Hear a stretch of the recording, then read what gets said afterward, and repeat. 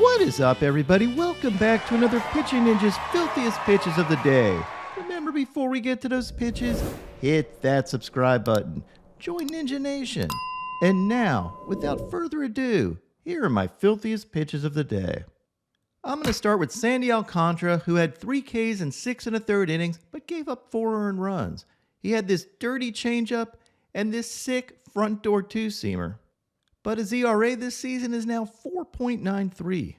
And it seems like the biggest reason is his changeup is getting hit a lot more this year, with opponents with a .327 batting average against it. Although some of the advanced stats show that some of these negative results have to do with bad luck.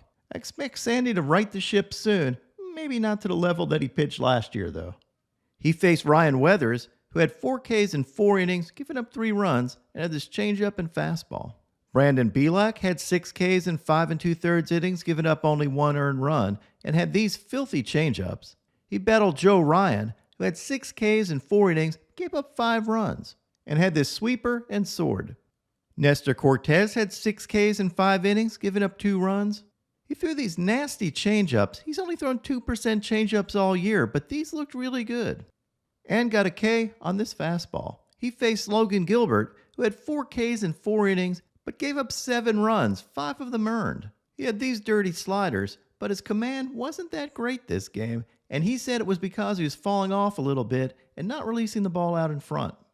Lucas Giolito had 5 Ks in 5 innings, giving up 3 runs, and had this filthy changeup and slider and overpowering fastball. Tony Gonsolin had this fastball and got a sword on a curveball on his way to 2 Ks in 6 innings, giving up only 1 run. Martin Perez faced off against Alex Faedo, and both of them weren't very good, giving up 6 earned runs apiece. Martin Perez did have this fastball and slider, and Alex Faedo had these sliders and painted fastball. Kyle Gibson had 3 Ks in 5 2/3 innings thanks to his fastballs.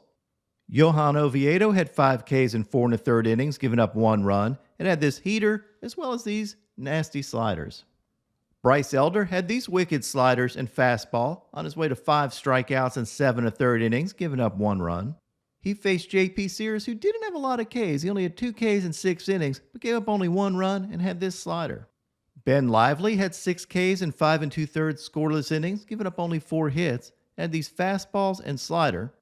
He faced Brian Bayo, had this cheese at the knees, and elevated changeup on his way to 4 strikeouts in 4 innings, giving up only 1 run. Zack Gallen had 7 Ks in 6 scoreless innings, thanks to mostly his beautiful knuckle curves. Look at this in slow motion. It doesn't get much prettier than this. You can see why Gallen has nearly a 42% whiff rate on his curveball this season. He also had these filthy changeups and cutters, and lowered his ERA this year to 2.72. Shane McClanahan had 7 Ks in 5 2/3 innings, giving up 2 runs. He relied heavily on these wicked changeups. He's got an amazing 52.3% whiff rate on that changeup this year, and it's without a doubt one of the best pitches among starting pitchers. He also had this dirty slider. He faced Kyle Hendricks, who was really solid, with 3 Ks in 5 innings, giving up only 1 run, and he had these filthy changeups of his own. Zack Greinke had a solid outing, going 5 innings, giving up no runs, and had 6 Ks, thanks to his fastball and slider. And this is amazing. Zack Greinke had back-to-back Ks with an 88-mile-an-hour fastball and an 88-mile-an-hour changeup. Absolutely ridiculous. And remember, it doesn't have to make sense if it's Zack Greinke. He faced Miles Mikolas, who was outstanding himself, with 10 strikeouts in 8 innings, giving up 3 hits and no runs.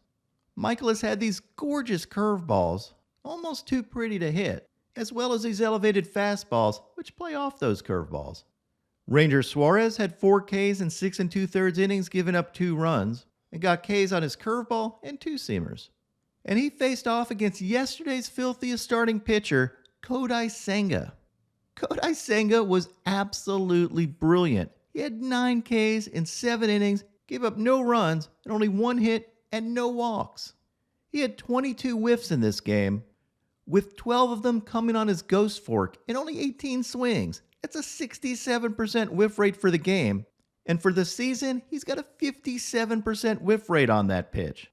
Here's an ISO of his ghost fork, and oh my god, this is disgusting. It looks like a strike and then just absolutely takes a nosedive to the dirt. And here's an overlay of Senga's ghost fork with his fastball, and you can see just what hitters are dealing with.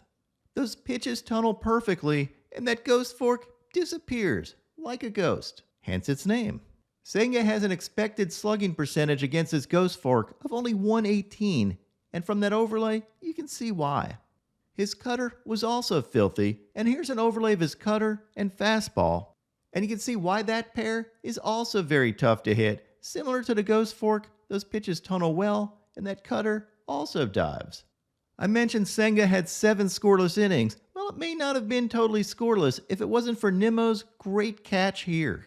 And I love how fired up Nimmo gets and how relieved Senga is. And because you're loyal subscribers, here's Kodai Senga's ghost fork grip.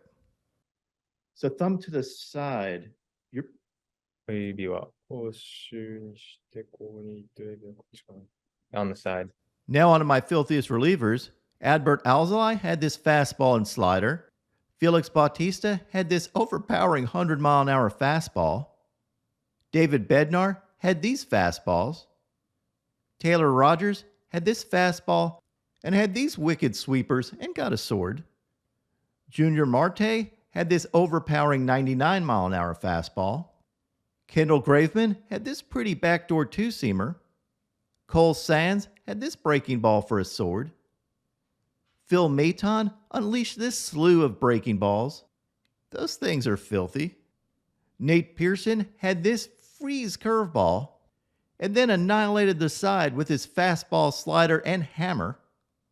Reynaldo Lopez K'd the side with his fastball and sliders and got 2 swords. Brent Honeywell had this wicked sweeper and screwball. Look at that obscene movement on that screwball. And my filthiest reliever of the day was Grant Anderson. Anderson had an amazing 7 strikeouts in only 2 2/3 innings. Bruce Bochy said he's never seen a better debut from a pitcher, and he's seen a lot. This is only the 2nd time in baseball history that a pitcher has made his debut and had 2 or more scoreless innings, K'ing 7 hitters or more, and giving up 1 hit or fewer.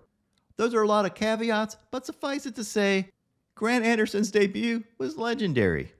He looked like a cross between prime Sergio Romo and El Duque. And now, my pitching ninja moment of zen. Look at this A's fan jump over the railing and run around the bases, and basically nobody noticed. This is peak apathy. If an A's fan ran around the bases and no one noticed, did he make a sound?